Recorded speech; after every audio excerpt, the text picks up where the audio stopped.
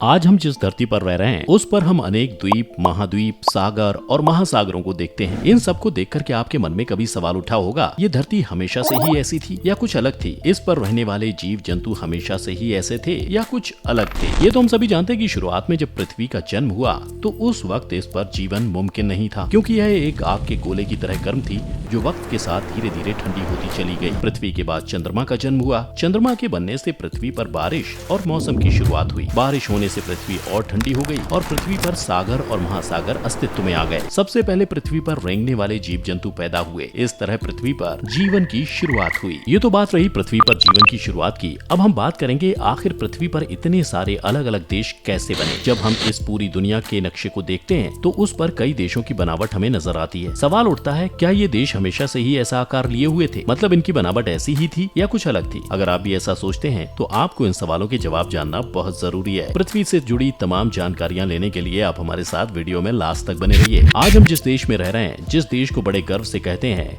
हमारा भारत महान, सालों पहले जिस देश को लेखक अल्लामा इकबाल साहब ने कहा था, सारे जहां से अच्छा हिंदुस्तान हमारा, हम बुलबुले हैं इसकी ये गुलसितां हमारा। अब हमें इस अपने प्यारे देश के बारे में भी ये जानना जरूरी है कि हमारा देश भारत कैसे बना और इसकी बनावट की वजह क्या रही।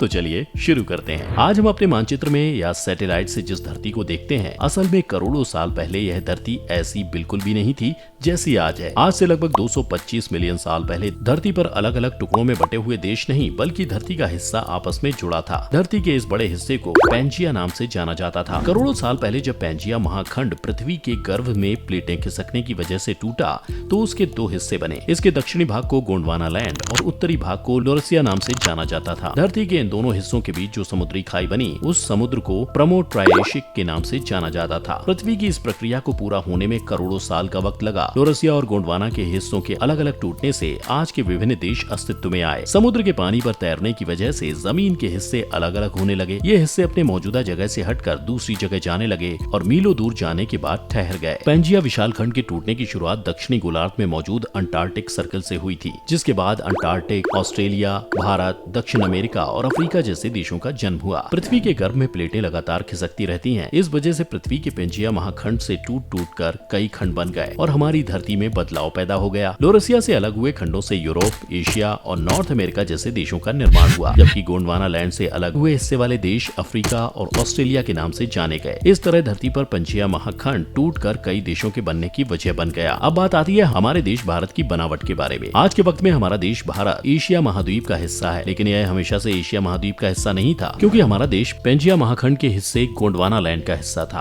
पृथ्वी के गर्भ में खिसकने वाली प्लेटों की वजह से यह धीरे धीरे एशिया महाद्वीप की ओर खिसकता चला गया। यह प्रक्रिया लाखों करोड़ों साल तक चलती रही और आखिर में पृथ्वी का हिस्सा वर्तमान समय में लद्दाख नाम से जाने जाने वाले हिस्से से जा मिला। इस तरह गोंडवाना लैंड से अलग हुआ एक हिस्सा एशिया महाद्वीप का महत्वपूर्ण देश भारत बन गया। भौगोलिक कंडीशन में जब पृथ्वी के दो हिस्से आपस में टकराते हैं तो पृथ्वी की प्लेटों में तनाव पैदा हो जाता है और ये प्लेटें दबाव के कारण ऊपर नीचे हो जाती हैं। भारी प्लेटें दबाव की वजह से नीचे चली जाती हैं और हल्की प्लेट कम दबाव के कारण ऊपर उठ जाती है। इसी तरह भारत और लद्दाख की भूमि की आपसी टकराव की वजह से ही आज के पर्वत हिमालय पर्वत का जन्म हुआ और इसी के साथ दुनिया की सबसे ऊंची चोटी माउंट एवरेस्ट का भी जन्म हुआ, जो आज पर्यटन का खास केंद्र बन गए हैं। लोग शोहरत हासिल करने के लिए माउंट एवरेस्ट पर चढ़ते हैं और माउंट एवरेस्ट की इतनी ऊंचाई है कि इसकी चोटी पर चढ़ना आसान काम नहीं है। पहले माउंट एवरेस्ट विजेता एडमंड हिलेरी और शेरपा तेंजिंग थे, जो कि नेपाल के निवासी थे। पहली महिला एवरेस्ट विजेता भारत की रहने वाली बछेंद्री पाल है। अब आपको समझ आ ही गया होगा कि माउंट एवरेस्ट पर चढ़ना कितनी बड़ी बात है कि चुनिंदा लोग ही माउंट एवरेस्ट को फतेह कर पाते हैं। लेकिन अगर आप सोचते हैं कि भारत के किसी भी भूखंड के बनने की प्रक्रिया कुछ समय में ही पूरी हो गई होगी, तो आपका सोचना बिल्कुल गलत है, क्योंकि भूगर्भ की प्लेटों की खिसकने की प्रक्रिया धीरे धीरे होती है और इसे पूरा होने में लाखों करोड़ों साल लग जाते हैं। आज भी भारतीय भूगर्भ की प्लेटें लगातार खिसक रही है, जिसकी वजह से हिमालय पर्वत और माउंट एवरेस्ट की ऊंचाई लगातार बढ़ती जा रही है। हालांकि इन बदलावों को हम लोग आसानी से नहीं समझ पाते, लेकिन भूगोलवेत्ता और भूवैज्ञानिक इस प्रक्रिया को अच्छी तरह समझते हैं